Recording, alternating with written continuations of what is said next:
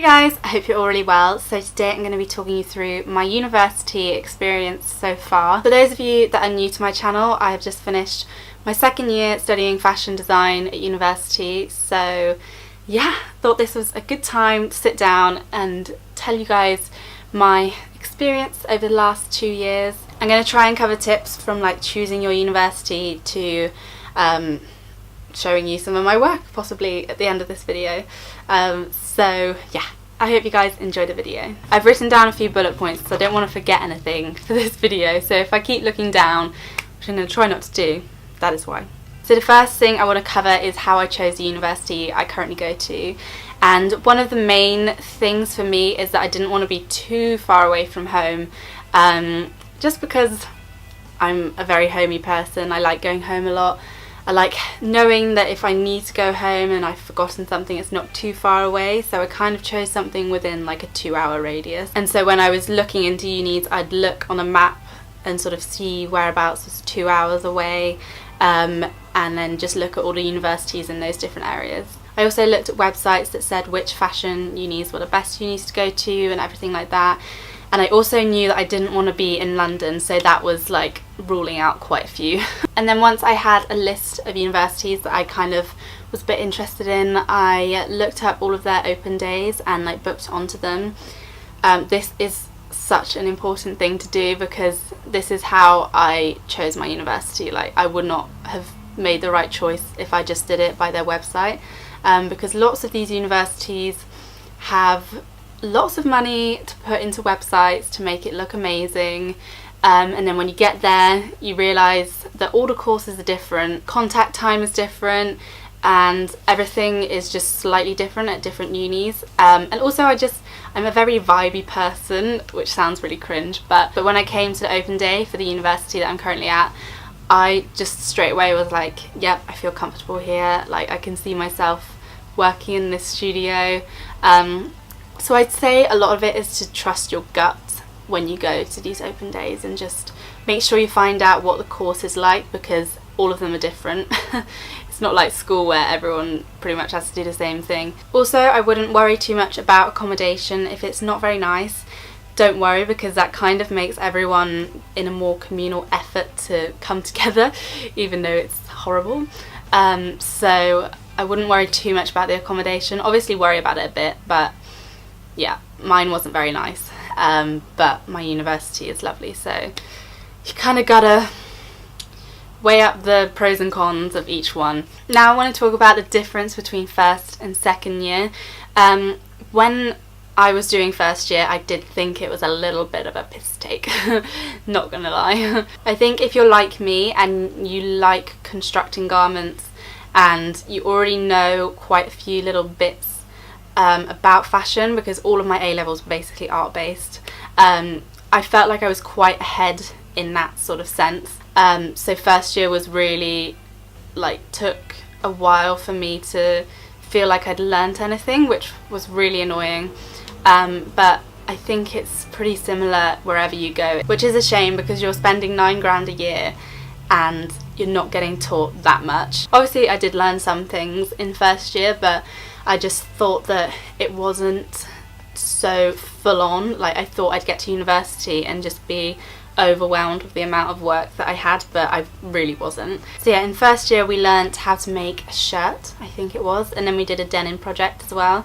And we did learn like lots of little helpful bits. So if you don't have a good first year, don't worry about it, because the grades don't count and you'll be learning things but just not realising it. Like, we learnt how to use a photo studio properly, and just little bits like technical flats, and useful things, but just it wasn't like what I was expecting of university when I came. So yeah, don't be too worried, because second year it gets a lot better. So in second year, our first project, we had to recreate a whole outfit from a designer that we had to choose out of like 6 designers, and they were all menswear designers, so we like had to try out menswear, which I was okay with, but like I'd have preferred to learn more about women's wear, because that's what I want to do. And I did really enjoy that project, and I learned a lot about tailoring, which I actually realised that I quite enjoy doing now. So that was fun. And then the other part of that project, we had to create another outfit that we think would fit into the catwalk collection.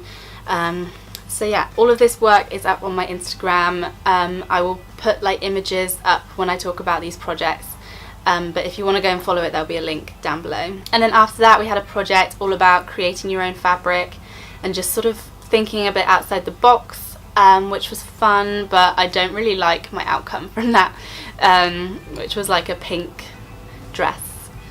But anyway, moving on. Then I think that was it for the first semester, and then we moved on to create a collection where we had to like pretend we were going to create our own collection and make 2 whole outfits from that collection, and like photograph them and do like everything for it, and that was really fun. That's probably my favourite one so far. And then we did a little accessories project to go alongside that, and then our final sort of major project for this year was with a designer called Ashish.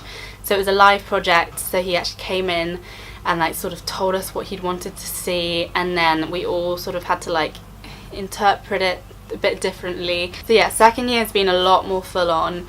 I've made so many more garments this year, and it's just been more of what I expected university was going to be like, studying fashion design, so that's really good. And I think it's also helped that this year I have not been living in halls. I have a nice big room. I'd say my room in halls is literally a quarter of the size of this room, which is insane. I don't know how I got any work done in there. So yeah, I love this room, and I'm living with my friends, which I just feel a lot more calm and happy. Don't have to go out all the time because literally all my friends are within the proximity of where I live. And yeah, I'm just a lot happier in second year. It wasn't loving first year, just course-wise, but yeah, really happy with second year. I want to talk a little bit about fabric suppliers.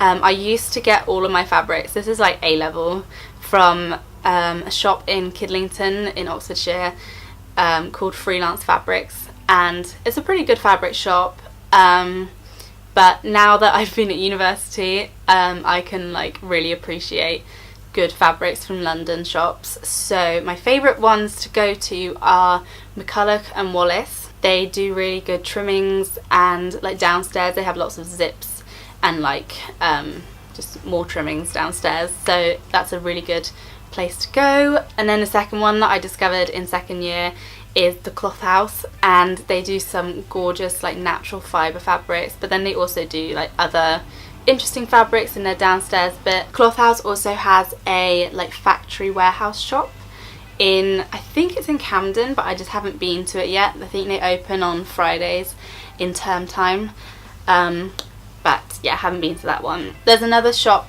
which is quite pricey called Miss Anne, but I've been in there and I've just never bought fabric, but I probably will in third year. But that's also another fabric shop in London. These are all sort of down the same street, the 3 I've just suggested. And then if you want to go somewhere else where the fabrics are a bit cheaper in London, then Shepherd's Bush, there is like a whole road full of fabric shops that are like quite cheap. They're not really cheap, but they're pretty cheap. But then if you want to go for the cheapest of chips, then Fabricland is a great place to be. I can spend so much money in Fabricland just because everything is so cheap, so I just want everything. So yeah, those are my favourite fabric shops, and the problem with fabric is that it all adds up. Buying supplies for this course is a huge expense, and lots of people won't tell you that on open days, but you just need to be aware that you're going to be spending a lot of money. I think last semester it all added up to about 500 and something pounds for like fabrics and supplies, and supplies meaning like sketchbooks, hangers to hang your clothes on, printers, printing ink, all of these like little things that you don't think about, and then like you're just landed with all this money, and it's scary. So if you're thinking about doing fashion design, then it's always helpful to have a job to help support it, or a supportive family that will help pay for things like fabrics and printing and sketchbooks. So just be very aware that it is a pricey degree to do. I own quite a few fashion books, and there was like a big suggested reading list before I went to uni, and I literally bought all of the books thinking that I'd need all of the books, and I really didn't. So I would wait until you get to university and see if any of the books would actually be useful for your course. This book was not on the suggested reading list, but it is like the one that I found the most useful, which is so annoying. It's quite an expensive book, but I think I found it on Amazon for like used. But it's basically Flats Technical Drawing for Fashion. It's all about drawing technical flats, like the right way to do it. So if you guys are on your summer holiday and you're just about to go to university, then have a play with Illustrator and like get working on your technical flats, because they're really important, because they will do a lot on this at university, and it's just such a useful book to have. I also find it useful now, like if I've done like maybe a drawstring, I'll be like, oh, how on earth would I do a technical drawing of that? Then it will be in here and I can like use it for reference. So yeah, it's a very useful book. I will leave it linked down below. One of the main things I get asked is how I structure my time, and that is something that I have just had to be really strict with myself on. I think having this YouTube channel has also made me more structured and like more determined to get the work done before the deadline, so I have time to do filming. So yeah, maybe having like a little job alongside university would be helpful, because then you can like really structure your time well. I write a lot of to-do lists. That was quite hard to say. I write a lot of to-do lists, and that helps a lot. But it also can stress me out quite a lot. So sometimes I will like highlight parts on my to-do list and I'll make sure I get them done by the end of the day. And also, just like a random tip that's not really to do with productivity, but it kind of is for me, is keeping a tidy room. This has just helped me keep calm and like just be on top of things a bit more. Like at the end of every day, I will make sure my room is at least to a certain standard of tidiness, and just so I can think and I'm not tripping over things. And for me, it just makes for a more peaceful mindset and a clear head, and it also makes sure I make my bed every morning. That's another thing that helps. So yeah, those are just little random things that help out with keeping my head clear.